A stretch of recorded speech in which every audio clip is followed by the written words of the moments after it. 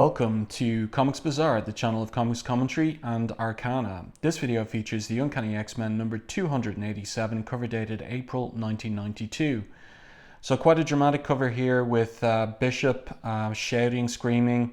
In the background we've got his face there, and then we've got his two XSE deputies, Malcolm and Randall, being shot to pieces.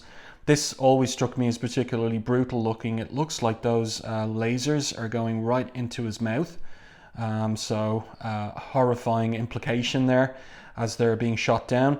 And we've got the cover caption and two most full. So this cover by Whilce Portacio and art Thibert, but there's no sign of Portacio or Thibert on the inside of this. So let's open it up to the splash page, and here we have Bishop using his gun and energy power, mutant power, and he's taking some blast there in the chest. And our creative team are Jim Lee is credited for plot, so no plot credit for Portacio. Scott Lobdell script, so Lobdell has just come on the book with the previous issue after John Byrne quit scripting. And we've got a guest artist, John Romita Jr. on pencils. So Romita Jr. hasn't done an issue of Uncanny X-Men since 211 at the end of the Mutant Massacre storyline. So this is his return to the book since the 80s. And he's being inked for the most part by Scott Williams, but with some assistance from Chris Ivey, Bill Sienkiewicz, Dan Panosian, and Bob Wiacek. We've got Tom Orzechowski on letters, and Gina Going and Joe Rosas on colors. So this splash page here is Romita Jr. and Scott Williams.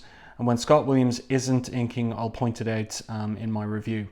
So let's move on from the splash page. And what do we have? We have a pretty dramatic double page splash following on from that. So this is very much for anyone who last saw Romita Jr. on Uncanny X-Men back in 1986. This is a very different Romita Jr. We've got these huge blocky figures, these massive guns. This is Romita Jr. Unleashed from the strictures of Jim Shooter's overseeing of his penciling, and freed from the 6-panel grid, and also putting it up to the Image Boys, because right around now Image is being founded, but like the top artists like McFarlane, Lee Liefeld, and so on and so forth, Eric Larson as well. So huge dramatic figures. There's Kirby energy going on here, but I think too he sees himself as in competition with those hot Marvel pencilers of the late 80s and early 90s. And I think he's meshing quite well with Scott Williams here. I think they're a good combination. You wouldn't think to put the two together if you were the editor and looking for an inker for Romita Jr. Very different from Dan Green, very different from Al Williamson, very different from Klaus Janson on Romita Jr., but I like it. And you can see, of course, the trademark Scott Williams arm hairs, forearm hairs here. You always know it's him by the care and rigor of his forearm hair delineation. So a dramatic two-page spread. We've got the XSE trio under Bishop's command going after these future criminals that came through Trevor Fitzroy's time portal in one-way time portal in Uncanny X-Men 281. And of course, Bishop and Malcolm and Randall arrived in at the end of issue 282. So what we have here is the X-Men flying in because they've gotten word of this mutant massacre happening in Manhattan, as Bishop and his team hunt down and kill these future criminals. That's the decision they've come to in terms of what to do with them. So we've got Jean Grey using Cerebro to track what's going on, and she's getting numbers of mutants disappearing. And so the implication is that they're being killed. As Jean says there, someone is slaughtering mutants again. We've got the CNN reporter here talking about a dozen marauding mutants, but an unidentified trio of X-Men squaring off against them. Storm realizes that it's Bishop, and she threatened to deal with Bishop if he continued with his violence in Uncanny X-Men 283. So she's got a score to settle with Bishop. So the team gets ready to set down and tackle. Just look at the detail here with Williams inking over Romita Jr.'s rendition of Colossus here, and Forge leaning over the controls of the Blackbird. We've got a little indication of Archangel there as well. I really like it. It's so nicely done. Detail here of the trio up or of the male X-Men up there. And then we're back with Bishop and the confrontation with the future criminals. One of them gets the drop on Bishop, hits him from behind with an energy blast, but that is just a means of recharging Bishop's own powers. So projected energy, he absorbs it in his body and he's able to expel it back. So this guy seems to be the kind of leader here. His name is Stiglet. And he basically takes umbrage with this guy for being so stupid as to give Bishop a weapon, the energy, and so they determine to tackle Bishop and the others with projectiles, bullets only. So let's continue and see how that goes. So here they are fighting back, and we've got a barrage of projectiles, and basically what happens here is that Malcolm and Randall are killed. So they're caught square with these, with the attack. Bishop takes some hits as well, but survives it. So his two deputies die. And then Colossus arrives smashing through the roof of this building. This guy Stiglet's still alive. Bishop isn't going to give them any mercy at all. And here we have the X-Men Gold team arriving to tackle Bishop. Storm says to him, the X-Men cannot condone retribution by murder. And for Bishop, this is further proof that you are not the heroes you claim to be. The X-Men of legend were not afraid to make difficult choices. So in the late 21st century, the time period that Bishop comes from, the X-Men are legends. He reveres them, their actions, words of wisdom, and so on and so forth. And he's just nonplussed that these guys are the pacifists that they are from his perspective. So they tackle him. He lashes out at Storm as it appears with an energy blast. And then Archangel takes him on with his paralysis flechettes. And then Stiglet is getting away, and Colossus goes to tackle Bishop before he can get his holstered shotgun out. And whoa, so here we have quite a punch rendered by Romita Jr. And look, you can see the combo that the Scott Williams inks makes. Look at just the rendition of the gleaming techno organic steel here in Colossus's armored form. So you can see the shine, the level of detail in Williams's inks. And I like it. It looks good on the page. So quite a powerful punch, lifts Bishop way off the ground. And then what happens is it turns out Bishop wasn't shooting at Storm at all. He was targeting this guy hidden on in one of the box seats who was going to shoot Storm in the back. So, and look at the damage he's taken here. Colossus has punched him into some pipes, and one of them is protruding from his abdomen here, and just nicely rendered by Romita Jr. Great storytelling from Romita Jr., by the way. I mean, the man is a master of storytelling. That is one of his fundamental talents, and there's no lack of clarity in how to read this, no confusion whatsoever. Really well done. And I love the rendition of the downpour here in the mid-Manhattan street. Very nicely done. And then we get, as he's about to pass out from blood loss and the massive trauma he's taken here, he flashes back, as it turns out, to not back, but rather forward to the future. And here he is running down Fitzroy with Malcolm and Randall, and they're running through some storm tunnels under Manhattan, and they see this danger radiation sign, but they're not put off by it, and they push on in pursuit of of Fitzroy. Now, it's my opinion that this particular page here is not inked by Scott Williams. And the reason I think that is the forearm hair, which is always a giveaway here for him, but also the use of screen tone here on the side of this gun, and also here on the lettering of the danger radiation sign. And some of the rendering here of Bishop's forearm, just the line work, not like Scott Williams. So I wouldn't be surprised if this was Bob Wiacek, maybe, possibly Bob Wiacek.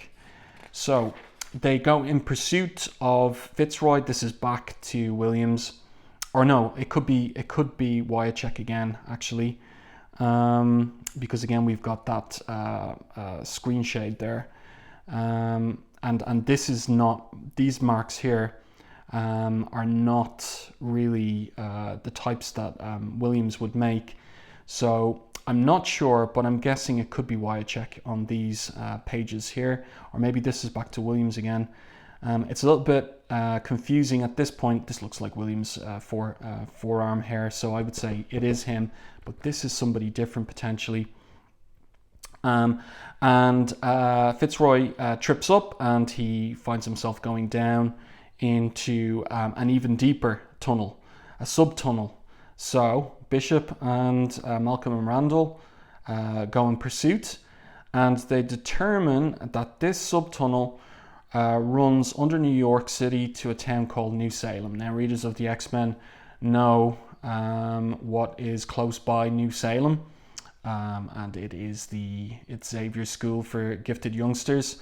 So in the present of the reader, these are the tunnels that lead from under the X-Mansion to Manhattan. And so Malcolm sends off this neurocollar to go after Fitzroy, take him down with this drone. And then what happens is, when Fitzroy is collared, literally, they stumble on, as it turns out, the X-Men's war room. And they stumble on a recording of Jean Grey putting out a distress call for Alex. So it's got to be Alex Summers, leader of X Factor at this time, Cable, leader of X-Force, anyone. And she says, don't even know if the transmission is being received. Taken totally unaware.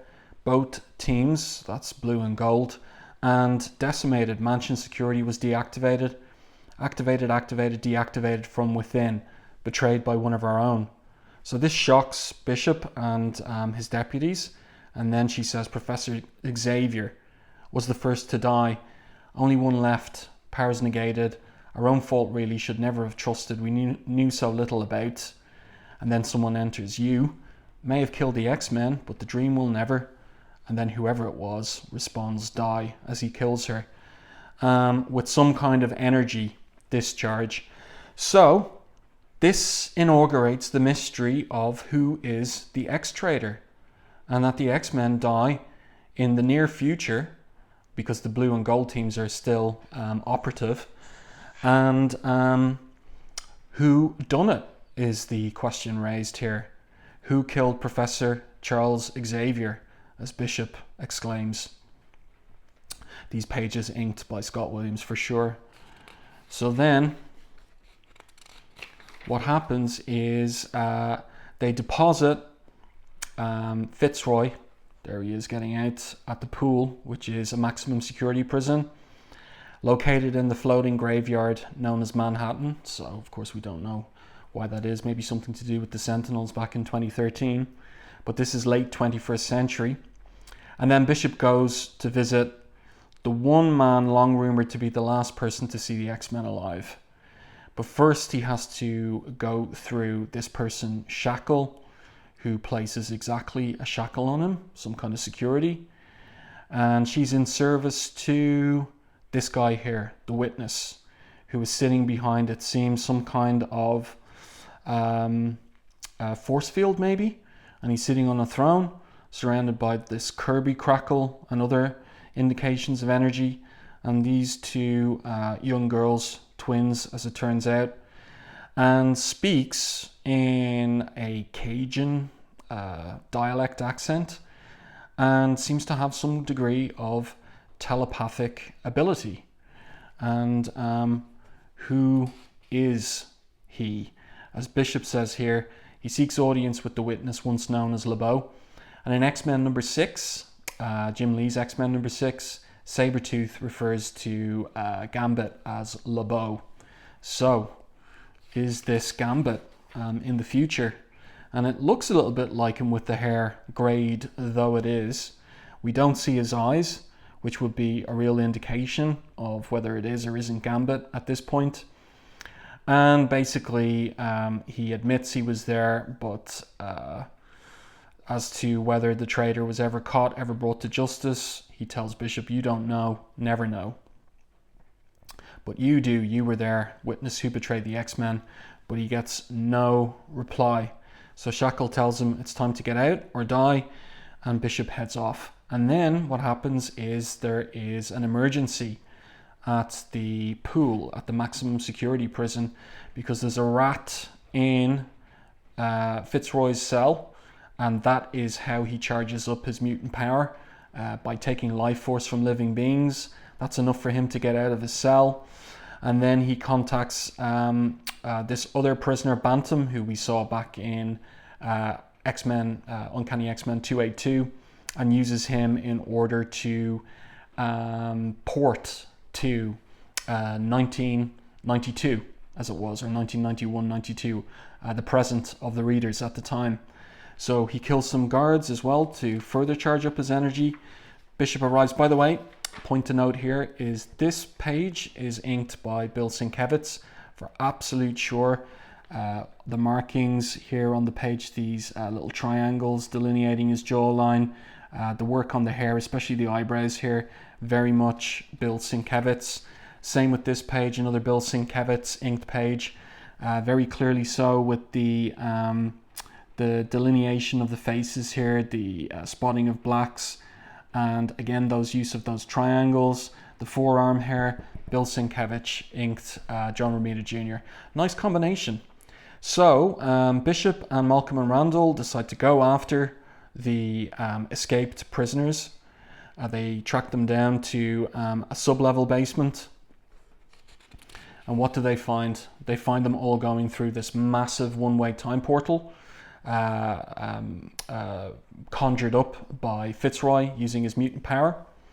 And they decide they've got the responsibility to follow them through. And the next time we see them is in Uncanny X-Men 282, the final couple of pages where they emerge from that time portal. But then we see, we go back to the present. Bishop lost consciousness from his injury earlier in the issue, and here he is waking up to find the X-Men Gold Team looking down at him. And where is he? Well, he's in the X-Mansion, in the sub-levels of the X-Mansion, and recuperating from his injury there. And this spread here, if I had to guess, I would go with Dan Panosian for these pages. Some of the mark making looks like him from this era, from this time period. So that's my guess, Dan Panosian on these last two pages. And what happens here is that Professor X asks for to speak to Bishop alone. And Bishop explains, "I did not want to believe they were the X-Men, for it would mean this was not a dream, that my men were not dead." And Professor X thinks, "and you were not trapped in the past, some 7 decades before you were born." So he communicates to him, "In your weakened state, it might be best if you opened your mind to me and asked them all at once, all the questions he has." So he does that, and 20 minutes later, Professor X emerges with Bishop, and he informs his students, the Gold Team, "I'm proud to formally introduce you to Bishop, the newest X-Man." So much to the shock of the Gold Team, and most particularly, you can imagine, Storm, who even says here, "We don't know anything about the man," but he's good enough for Professor X at this particular point. So there you go. I do hope that you enjoyed this commentary and review on Uncanny X-Men 287, the issue that introduces what would be a long-running plotline for a few years of the X-Traitor. Something I can tell you is that it was an idea of Lee and Portacio's, and when they came up with the idea of the X-Traitor, they themselves had no one candidate in mind. They figured they would work it out as they went along. They just wanted a plot thread to follow, but they had no particular candidate in mind. And obviously this issue floats the idea that Gambit might be the X-Traitor. And that's about it at this particular point. So if you enjoyed the video, please like it, and if you haven't done so already, subscribe to the channel and stay tuned for more content like this.